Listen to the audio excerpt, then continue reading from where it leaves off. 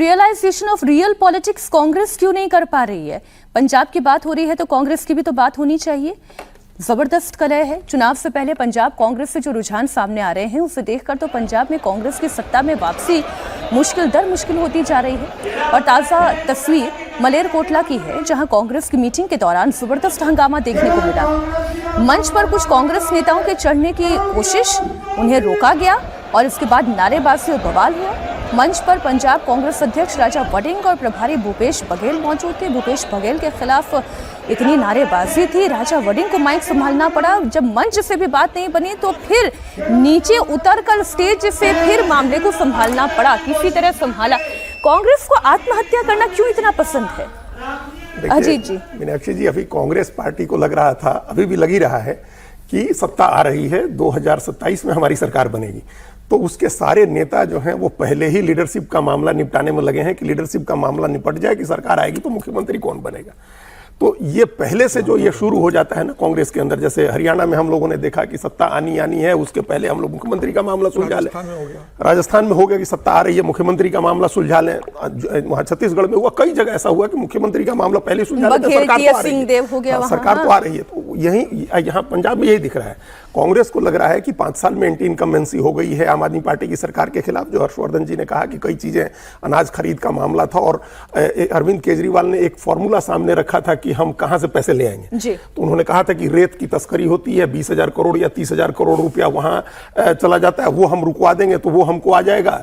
नशे के कारोबार का इतना मामला होता है, हम रुकवा देंगे तो उसका पैसा इतना आ जाएगा। तो वो उन्होंने जोड़ के बताया था कि पैसे की दिक्कत नहीं होगी।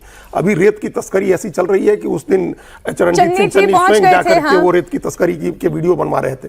तो अब ये इस एंटी इनकम्बेंसी में कांग्रेस की सरकार आ जाएगी, ये मान करके कांग्रेस के नेताओं ने अपना लीडरशिप का मामला सेटल करना शुरू किया। कांग्रेस में होता हार सेटल कर रहे हैं, वही हार सुनिश्चित कर रहे हैं और पहले अपनी कुर्सी वो लोग चाह रहे हैं कि हम करें। आप देखिए वो इसमें क्या दिक्कत हुई है कि पंजाब में एक स्थिति रही है कि जो अध्यक्ष होता है वो मुख्यमंत्री बनता है। तो कैप्टन अमरिंदर सिंह 2 बार मुख्यमंत्री बने, दोनों बार वो अध्यक्ष थे। तो अब इस बार ये अध्यक्ष हैं राजा वड़िंग। तो चन्नी को लग रहा है कि अगर सरकार बनती है तो इस स्वाभाविक रूप से ये बनेंगे, तो हमको घोषित कर दिया जाए। कांग्रेस ने उनको चुनाव अभियान समिति का अध्यक्ष बनाया है। कांग्रेस ने एक बैलेंस बनाने की कोशिश की है। प्रताप सिंह बाजवा वहां नेता प्रतिपक्ष हैं, चन्नी चुनाव अभियान समिति के अध्यक्ष हैं और वड़िंग अध्यक्ष हैं पार्टी के। तो ये एक संतुलन बनाने की कोशिश कांग्रेस कर रही है, उसने किया हुआ है। लेकिन अब ये तीनों नेता, उसमें सुखजिंदर सिंह रंधावा को भी हम लोग जोड़ सकते हैं, ये सब चारों लोग मिलकर के एक लड़ाई अपने लीडरशिप का वो सेटल करने में लगे हैं। और इसमें कांग्रेस का नुकसान हो रहा है। दलित वर्सेस जाट सिख का मामला कांग्रेस में ऐसा हो जाएगा जो हरियाणा में शैलजा वर्सेस हुड्डा की लड़ाई में दलित वर्सेस जाट का हुआ था, और ये उसको कांग्रेस को वहां नुकसान कर सकता है। कहीं पर बात बिगड़ने वाली तस्वीर है तो कहीं बात बनने वाली तस्वीर है। अगली तस्वीर उत्तर प्रदेश की आपको दिखा देती हूं। अगले साल यहां विधानसभा चुनाव होने हैं। सियासी हलचल बड़ी तेज है। यूपी के मुख्यमंत्री योगी आदित्यनाथ दिल्ली में थे और योगी ने प्रधानमंत्री नरेंद्र मोदी से मुलाकात की और इसके बाद योगी बीजेपी अध्यक्ष नितिन नवीन से भी मिलने पहुंचे। पीएम मोदी और सीएम योगी की मुलाकात को आगामी चुनाव की तैयारियों और पार्टी की रणनीति से जोड़कर देखा जा रहा है।